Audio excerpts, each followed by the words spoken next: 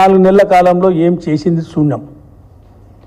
మొన్న జిల్లాకు వచ్చిన సందర్భంగా ముఖ్యమంత్రి గారు కానీ నిన్న జిల్లాకు సంబంధించిన ఎమ్మెల్యేలు కానీ మాట్లాడుతూ పాలమూరు జిల్లాకు కేసీఆర్ గారు ఏమీ చేయలేదు అన్న ఒక అబద్ధాన్ని ప్రచారం చేసే ప్రయత్నం చేసినారు.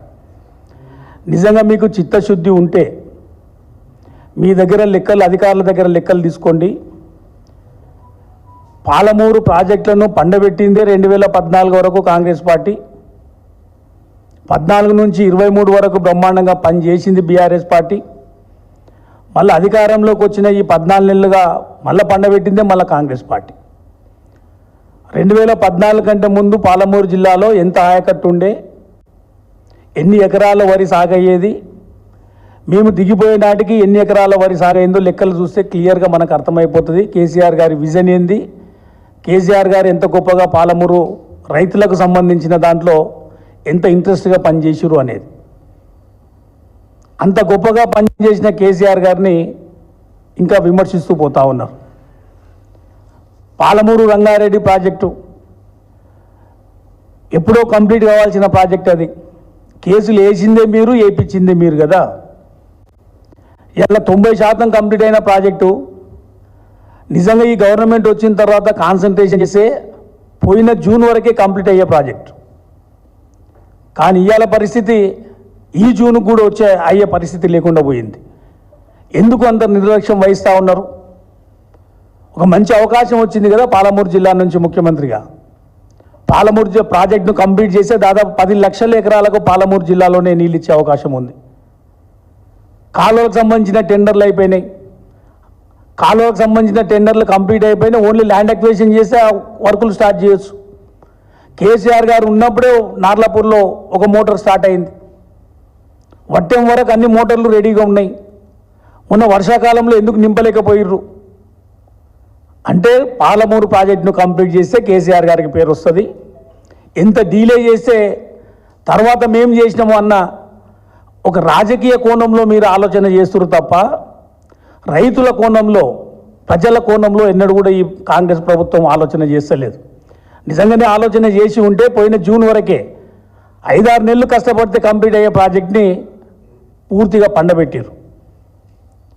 పాలమూరుకి ఏమీ చేయలేదు కేసీఆర్ గారు, హరీష్ రావు గారు ఏమీ చేయలేదన్న అవగాహన లేని ఎమ్మెల్యేలు మాట్లాడుతూ ఉన్నారు. ఒక్కసారి అవగాహన తెచ్చుకోవాలి. 14 నెలలకే గంత ఎగిరెగిరి పడవద్దు. మాట్లాడేటప్పుడు భాష క్లియర్గా ఉండాలి. పెద్దల గురించి మాట్లాడేటప్పుడు మేము ఇప్పటికీ మాట్లాడితే ముఖ్యమంత్రి గారు అని మాట్లాడుతున్నాం. మీరేం మాట్లాడతారు? కేసీఆర్ అంత పెద్ద మనిషిని, తెలంగాణ రాష్ట్రాన్ని తెచ్చిన పెద్ద మనిషిని పట్టుకొని భాష కూడా సరిగా లేదు. హరీష్ రావు గారి గురించి భాష సరిగా లేదు. హరీష్ రావు గారు ఇరిగేషన్ మంత్రిగా ఎంత కష్టపడ్డాడో జిల్లా రైతులందరికీ తెలుసు. రాత్రి 2 గంటల వరకు మేము ఇక్కడ జిల్లాలో ఉన్న వాళ్ళందరం కూడా అవంచి అక్విడక్ట్ కాడ రివ్యూలు అయ్యి నైట్ మొత్తం అక్కడ వండుకుంటే కంప్లీట్ అయ్యి ఆ ప్రాజెక్టు కంప్లీట్ అయ్యి అలా కల్వకుర్తి వరకు నీళ్ళు పోతూ ఉన్నాయి. మీరు 10 ఏళ్ళ అధికారంలో ఉంటే ఎందుకు ఆ పెండింగ్ పెట్టబడే ఆ ప్రాజెక్టులు కల్వకుర్తి కానీ, కోయిల్ సాగర్ కానీ, నెట్టెంపాడు కానీ, భీమా కానీ కేసీఆర్ గారు ముఖ్యమంత్రి అయిన తర్వాతనే ఎట్లా నీళ్ళు వచ్చినాయి, ఎట్లా పొలాలకు నీళ్లు పోయినాయి? ఆయకట్టే పెరగలేదంటారు. ఇవాళ జిల్లాల లెక్కలు తీయండి. ఒక నా ఎగ్జాంపుల్, నా దేవరకర కాన్స్టిట్యున్సీలో నేను ఎమ్మెల్యే కాకముందు 2014 కంటే ముందు 35,000 ఎకరాల వరి సాగయ్యేది. మేము ఎలక్షన్ల నాటికి మేము వానాకాలం లెక్కలు తీస్తే 98,000 ఎకరాల్లో వరి సాగైంది. 400 పైగా చెరువులు మిషన్ కాకతీయ కింద మంచిగా చేసుకున్నాం. 30 చెక్ డ్యాములు కట్టుకొని 60 కిలోమీటర్ల నదిని ఒక వాగును నదిలాగా మార్చినాం.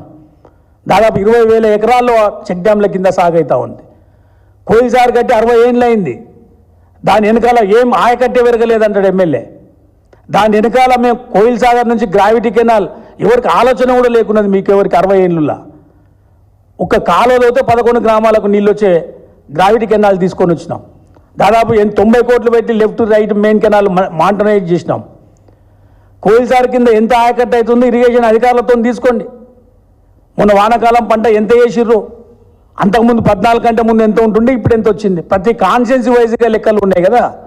వరి ఎంత వేసిర్రు, పత్తి ఎంత వేసిర్రు, ప్రతి పంట ఏఈఓల దగ్గర ఉంది.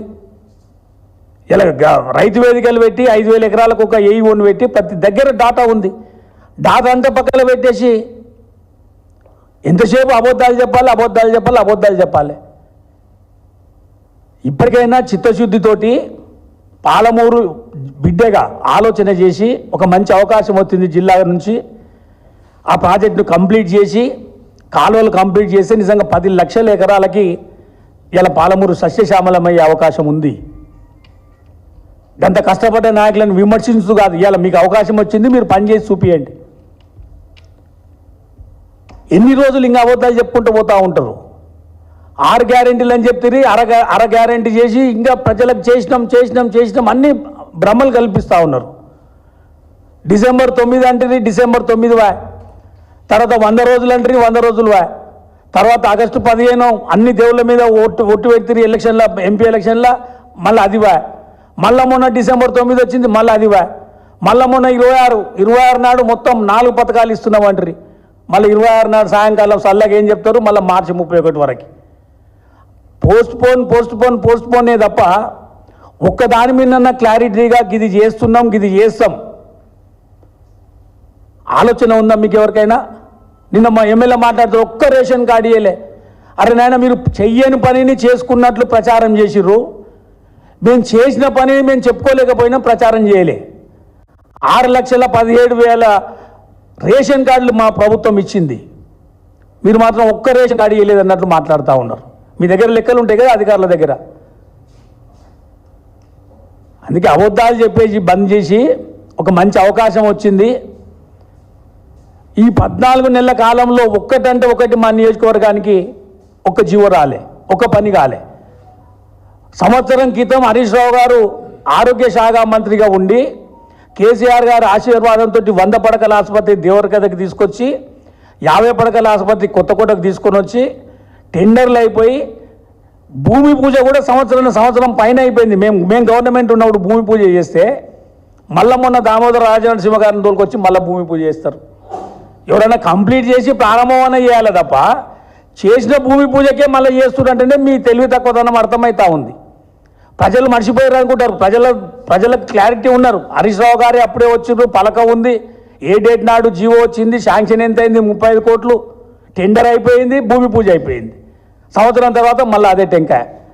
ఇంకా ఘోరమైన విషయం ఏంటంటే 40 ఏళ్ల కోరిక మేము ముఖ్యమంత్రి కేసీఆర్ గారిని ఒప్పించి సీసీకుంటకు బ్రిడ్జు చెక్ డ్యామ్ రోడ్ 45 కోట్లతో శాంక్షన్ చేస్తే ఆ సంవత్సరం క్రితం ఓపెన్ చేసినాం, పోయిన ఎలక్షన్ల కంటే ముందు ఉద్దాలకు.